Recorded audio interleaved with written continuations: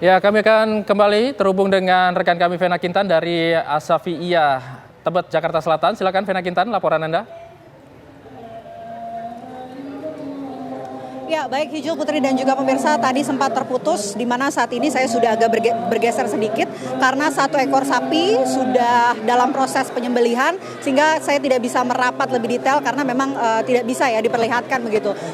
Mungkin bisa dilanjutkan Pak Hafiz. Ini ada berapa hewan kurban yang disembelih di Tebet ini, Pak? Baik, alhamdulillah tahun ini kami menerima hewan kurban sapi 4 dan kambing 21. Namun gak nutup kemungkinan kalau memang ada tambahan kurban lagi sampai dengan hari tasyrik, insya Allah kami siap untuk menerima dan menyalurkan kembali kepada para mustahik.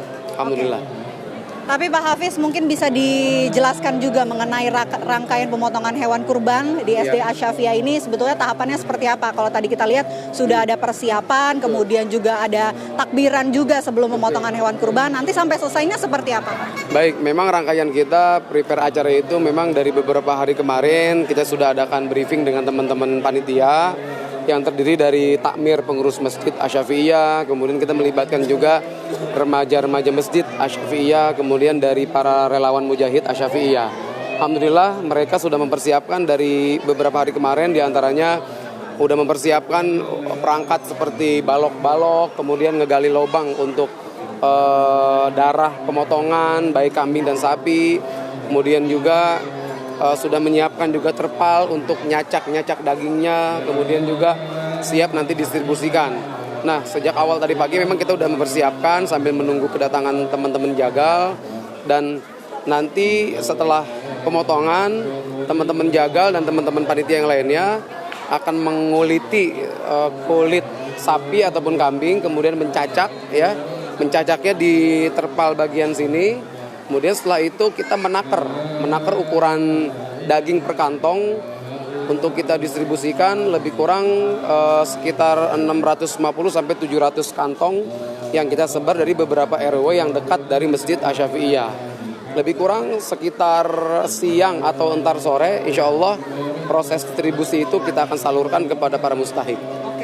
Ini kan total berarti ada 25 hewan kurban ya Pak, 4 ekor sapi tadi dan juga 21 ekor kambing.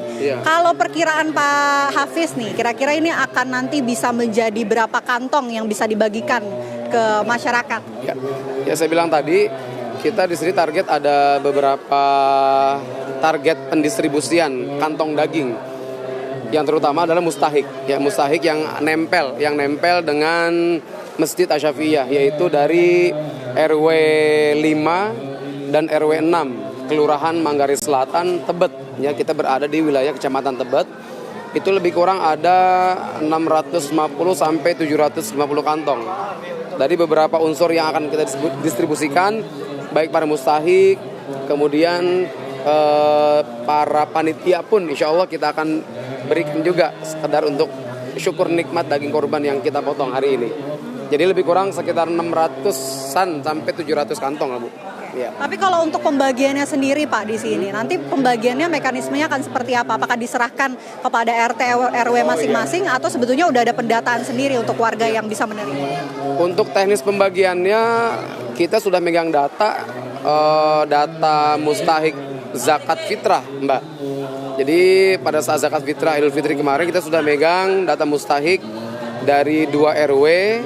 Kemudian beberapa hari kemarin sudah kita hubungin teman-teman pengurus RW untuk distribusi daging kurban. Hari ini kita akan mengacu kepada data mustahik zakat fitrah yang diterima pada beberapa bulan kemarin di bulan Ramadan menjelang Lebaran. Jadi teknisnya nanti sore itu kita akan hubungi pengurus RW-nya.